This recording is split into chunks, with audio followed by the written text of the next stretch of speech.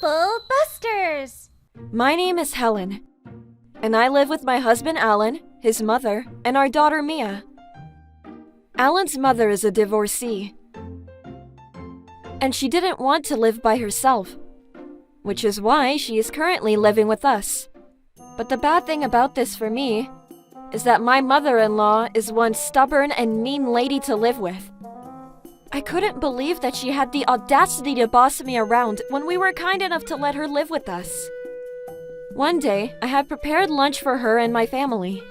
She then said to me, "Isn't this soup too salty?" Is it?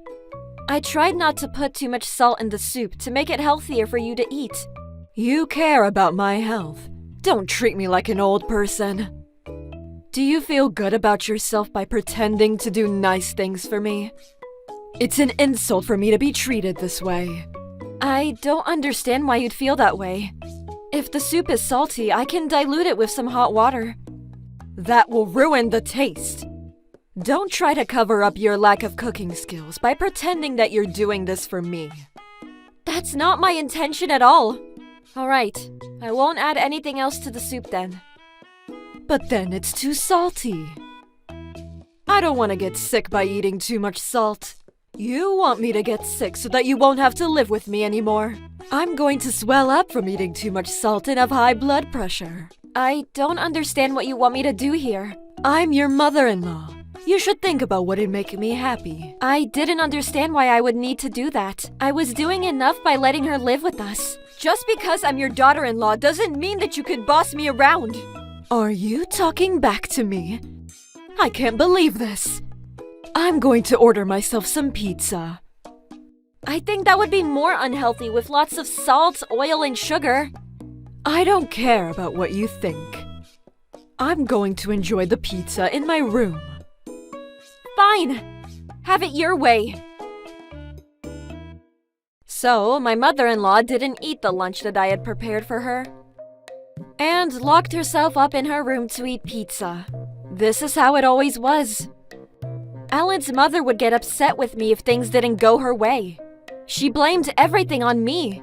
I didn't mind that she didn't like my cooking, but she'd complain if I didn't cook for her. Why do you only cook for yourself? What am I supposed to do about my meals? You're so cold to me. I decided to write down all the things Alan's mother said to me in a diary. I had so much to write down I could have published it as a book. She was nice to my daughter Mia, which was a relief for me. In front of Mia, she was nice to me as well.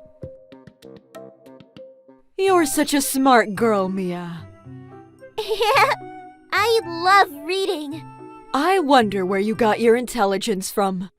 Alan's mother would try to be nice to me in front of Mia, but she would find subtle ways to criticize me. It was almost Alan's mother's birthday. Mia wanted to do something nice for her grandmother for her birthday. What a nice girl Mia is growing up to be. Mom, what do you want to do for Grandma's birthday? Let's think of something that will make her happy without overspending. Okay, I think that I will cook for her then. That sounds like a great idea. I was happy that Mia had come up with an idea that was nice and not expensive. To be honest, I didn't want to spend too much money on someone who wasn't nice to me. I learned how to make curry in my home economics class the other day. So that's what I'm gonna make for my grandma. Mia then began to make the curry for her grandma. I'm sure that Alan's mother would love anything if it was made by Mia. On the day of her birthday, Alan's mother was out to run some errands, so it was possible to make the curry as a surprise. Mom, would you mix the spices together for me? I didn't know that you were making the curry from scratch. I'm amazed. I want to make Indian curry, just like those that they serve in India. I'm also practicing yoga to get a sense of their culture. Will practicing yoga make the curry taste better too? Smells great in here. And you're both meditating. My mom is going to be so surprised and happy. We spent several hours making the curry. Once it was done, we tasted it and it was delicious. Alan's mother came home in time for dinner. But for some reason, she seemed to be in a bad mood. Are we having curry for dinner? Yes, we are. For your birthday, Mia. It's my birthday, and I want to eat something more decadent. I suppose you didn't want to waste your money on me because you don't think that I'm good enough. Like I said, Mia spent a lot of time. Usually for a party, you'd have sushi and steak, no? I don't want to eat curry on my birthday. Alan's mother was usually nice in front of Mia. But it seemed that her mood was so bad that she didn't seem to care what Mia thought of her. You're being selfish and rude. You don't know how much... Dad, you don't need to say anything.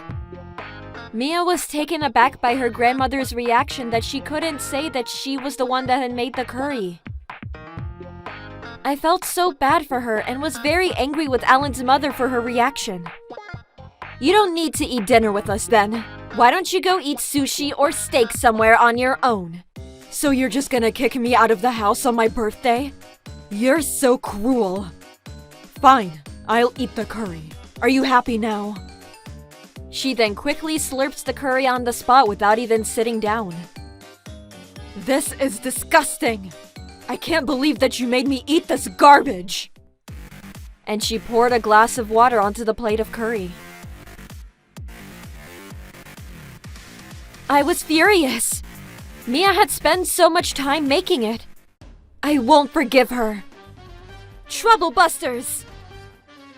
What are you doing? Stop it! Alan then threw the plate of curry into his mother's face.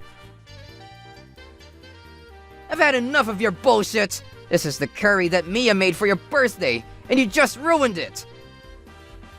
What? Alan's mother was in shock after finding out that Mia was the one that made the curry and not me. I'm sorry about this, Mia. I know that you didn't want me to tell your grandma that you were the one that made the curry, but I had to say something. This is all a bad joke, right? Helen made the curry, didn't she? No. Mia made the curry as your birthday dinner. And you just said that it tastes like garbage. Alan's mother was acting different now that she knew that Mia had made the curry for her. Mia, I'm so sorry. I had no idea. It was so nice of you to cook for me, but it was too late. Grandma, my curry tasted disgusting, right? Is it garbage that tastes like curry? Or curry that tastes like garbage? It's neither. I thought that your mother was the one that had made the curry. So if it's something that my mom made, it's okay to say that it's disgusting and spill water on it? Since I'm my mother's child, that would make me disgusting too. No. You always say mean things about my cooking when Alan and Mia are not around. I think you said those mean things out of habit. Because I was angry. I revealed all the mean things that Alan's mother had done to me up until now. Are you always mean to my mom? Like you were just now? Is this true? I'm so sorry, Mia. Please forgive me. Don't apologize to me. Apologize to my mom. This is not the first time that you bullied my mom, right? I'm very sorry, Helen. I didn't mean any harm. What do you mean by that? If you were only rude to me, I could have put up with it. But now that you've done the same thing to Mia, I can't accept your apology.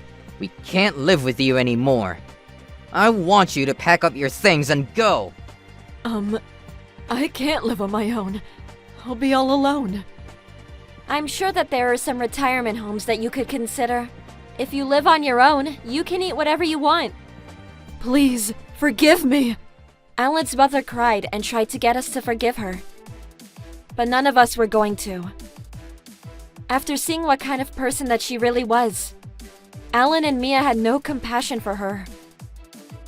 Because of this, Alan's mother had no choice but to move out of our house. Of course, we weren't going to assist with her living expenses. We expected her to stand on her own 2 feet for the rest of her life. I also decided to sue her for all the abuse that she had inflicted on me.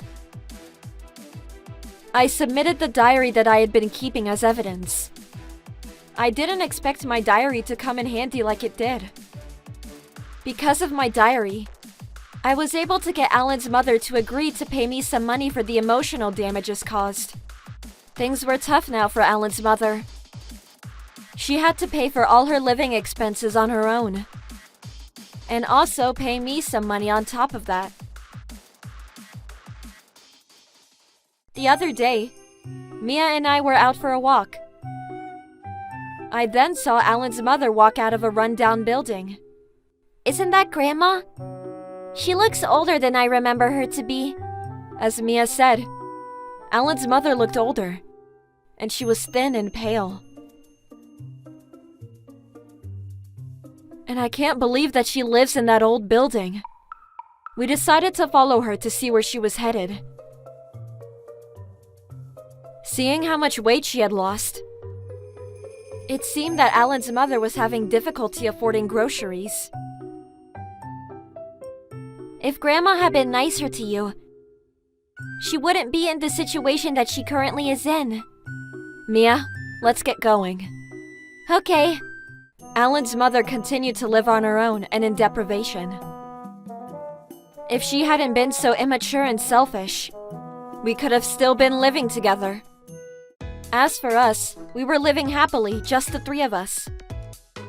Mia still loves to cook, and she's learned a lot of recipes. She sometimes makes dinner for Alan and I, and we couldn't be happier. Mom, I made Chinese food tonight. Wow, this looks so good. Mia, if you continue practicing, you're going to become a better cook than your mother. I agree.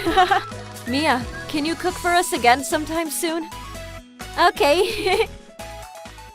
While the three of us were living a happy life,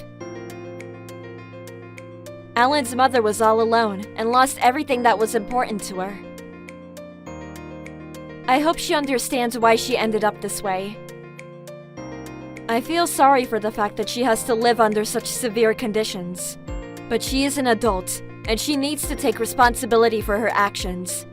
Regardless of what she did to me, she is still Alan's mother and Mia's grandmother. So we plan on going to visit her when we feel that the time is right.